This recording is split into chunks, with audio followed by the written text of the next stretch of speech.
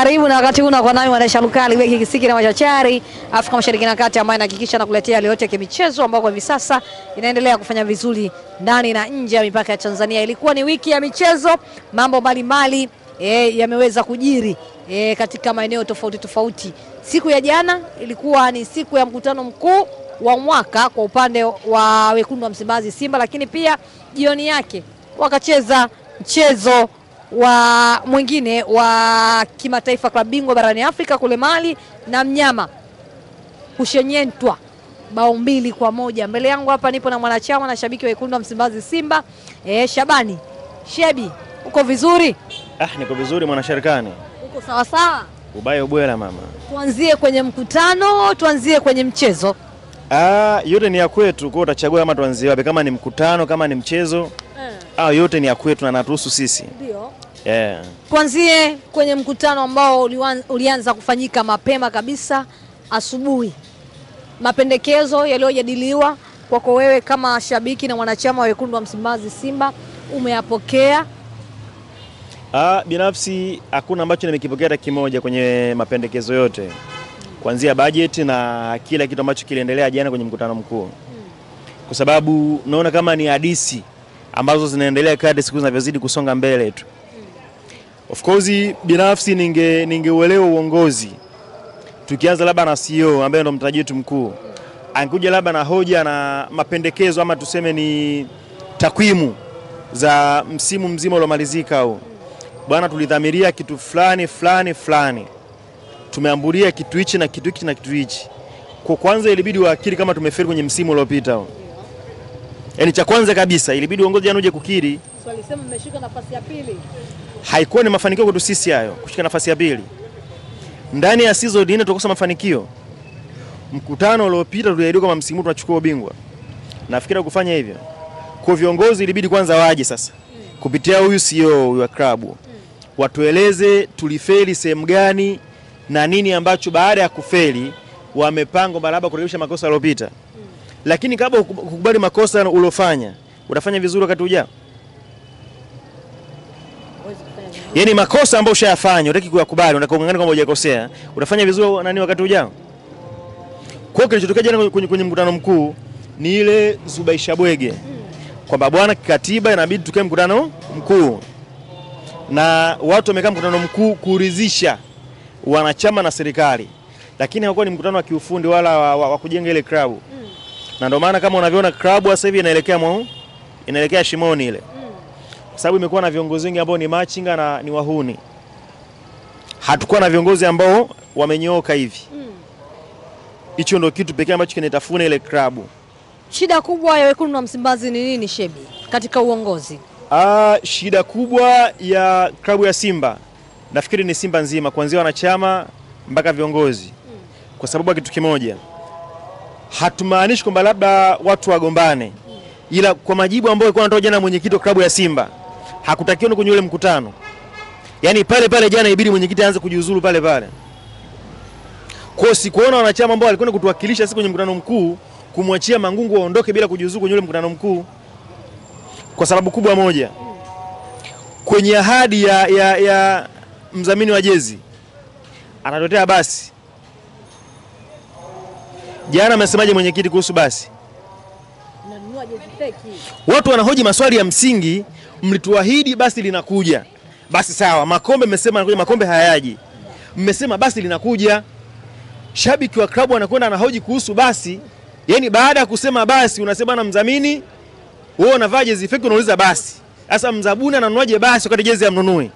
Wakati anaahidi basi alisema watu wasiponunua jezi hanunui basi. Tunatakiwa mumsupport mdhamini wenu. Yaani mbali na kumsupport ni 9. Wakati anaahidi kuleta basi alisema kwamba watu wasipovaa jezi hata basi alete.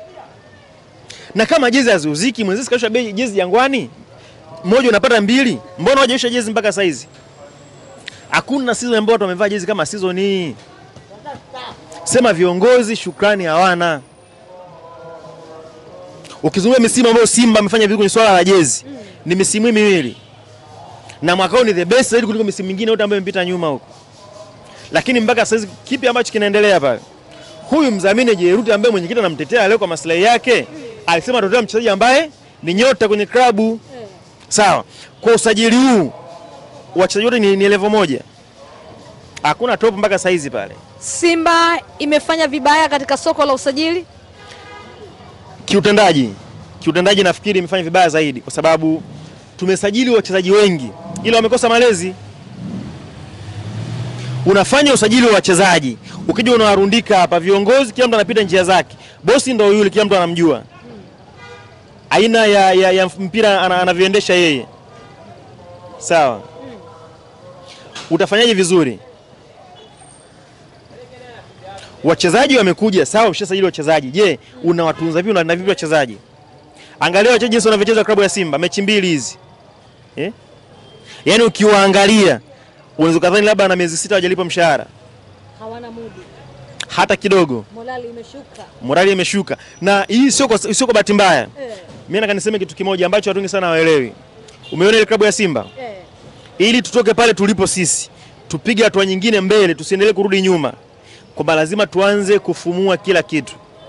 Shebi, lakini mwanzoni kabisa mlikuwa mnasema msimu huu ndio msimu wa mafanikio kwa klabu ya Wekundu wa Msimbazi Simba, ndio msimu ambao mnaenda kurejesha heshima yenu ambayo imeweza kupotea. Katika mechi za makundi, katika hatua hii ya makundi, michezo yenu miwili Simba mmepoteza katika michezo yote miwili. Hamjaanza vizuri, tofauti na watani zenu wa jadi Young Africans ambao mpaka hivi sasa wana alama 4. Nyinyi mmelibeba kundi. Ndio maana mwanzo nikakwambia kwamba viongozi wengi wa klabu ya Simba ni viongozi ambao wanaishi maisha ya kila mtu anavutia kwake. Kitu kinachopelekea Simba kufikia hapa tulipofika sasa, nafikiri ni viongozi. Mwanzo walifanya kitu kutuaminisha sisi kwamba ile timu ni nzuri, na ni kwa timu ilikuwa ni nzuri. Lakini kadri siku zinavyokwenda, nafikiri ndio wale kwamba mivutano imekuwa ni mingi, umoja umekuwa hamna ndani ya klabu. Matokeo yake sasa, ile timu ambayo ilikuwa at least ikapambanie mafanikio ya klabu inazidi kudrop siku hadi siku. Imefikia hata kwamba hata mwenyekiti wa bodi na mwekezaji wa klabu ya Simba bado hana makali pia. Na ndio maana tunasema kama kuna uwezekano, nafikiri ni wakati wa kufanya maamuzi magumu. Mwenyekiti klabu ishamshinda huyu mmoja, lakini tuna mwenyekiti wawili.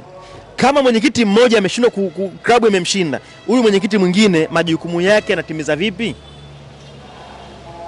Timu ikifanya vibaya, hakuna namna kumtetea kiongozi. Ndani ya misimu minne timu inafanya vibaya, Modoji yupo ndo mwekezaji wa klabu ya Simba. Anakuwa na bajeti za maneno, vitendo hatuzioni. Yaani timu ambayo ina bajeti ya bilioni 29. Ukiangalia mfumo wake wa uendeshaji, ukichukua kwa labda kama Najiki Tanzania, kwa sababu ameshana bilioni 1 tu.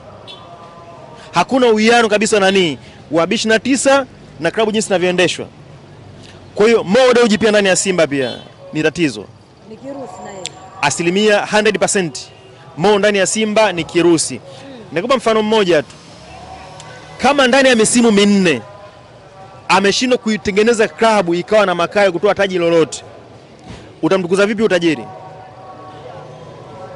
Lakini hela tunaambiwa anatoa. Anazipeleka wapi? Mpaka sasa bilioni 6 tayari kashazitoa. Simba ina bodi na kama tendaji. Simba ina kama tendaji? Ndio ambao tumetengeneza. Kabla ya jana. Kama si jana. Kuna bodi ya wakurugenzi. Simba ina bodi ya wakurugenzi. Nani anasimamia mapato ya klabu? Na uendeshaji wa klabu? Wewe mwanasharikano unavyojua ni nani? Najua mtendaji wa klabu ya Simba ni CEO. Yupo chini ya nani? Ni chini ya wakurugenzi nafikiri. Bodi ya wakurugenzi ipo chini ya nani? Magoli. Magoli. Mwenyekiti wake ni nani?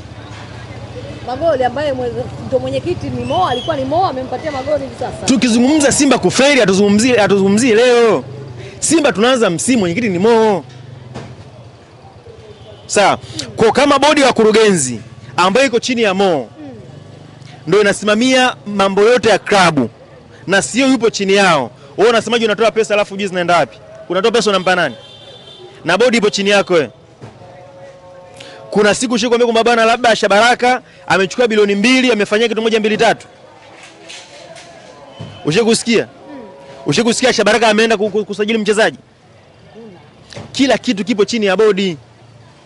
Simba hatuna kama tendaji, tuna bodi ya kurugenzi. Kwa hii bodi na manage kila kitu, na hii bodi Mo ndo anaweka watu wake. Kwani siku ile si aliamka asubuhi akamweka ujumbe nani Trageni ambaye alijiuzuru kwenye mwenyekiti? Si aliamka mwenyewe asubuhi? Nani alimweka nani CEO? CEO sikuongezwa muda, sio alikuwa na mwaka mmoja. Ana miaka mingi anaambia kesi ndani ya miaka 3 ijayo mbele huko. Nani amempa mkataba miaka mingine 2? Kama sio yeye na watu wake. Kwa kile kinachofanyika ndani ya klabu ya Simba kipo chini ya bodi ya wakurugenzi. Sasa hivi sasa ndio makali yamerejea kwa upande wa wanachama. Makali yamerejea ni geresha. Yaani sisi msimu niwaambia wana Simba, huu ni msimu wa kupoteza kwetu, tukubali tuumie. Yaani tukubali tupoteze, tunavyopoteza tufanye itokee kinachotokea. Lakini msimu huu kiisha tusiwe wajinga tena. Hatuwezi kuendelea kuachia madaraka timu yetu sisi. Yaani ifikia hatua tuseme palipofikia sasa basi inatosha. Huyu Mo kaja Simba. Kawekeza pesa Simba. Kipindi hicho ligi yana ushindani. Kuna mshindani sasa hivi. Yanga si ameingia kati na anashindana, siku na Singida kuna Azam. Ongeza nguvu. Yaani kipindi una nguvu peke yako, unaweza kuwa na nguvu, ulikuwa unatia misuli. Sasa hivi wenye nguvu mmekuwa wengi unarudi nyuma. Wewe utaendelea? Hivi mimi nikuulize mwanasharikani, ukiangalia Simba msimu kwenye ubingwa tunatoboa? Kwani wewe uioni? Wewe ukiangalia Simba msimu kama mtangazaji, kwenye ubingwa tunatoboa? Mimi naona wanatoboa wakiendelea kukaza. Wakiendelea kukaza, wanakaza. Sasa mechi bado mapema. Bado mapema Nyota njema inaonekana asubuhi. Wewe timu inacheza kwa mfano sasa kama huyu kuna meneja na kocha pale. Mimi sio hata mkubwa nani pale.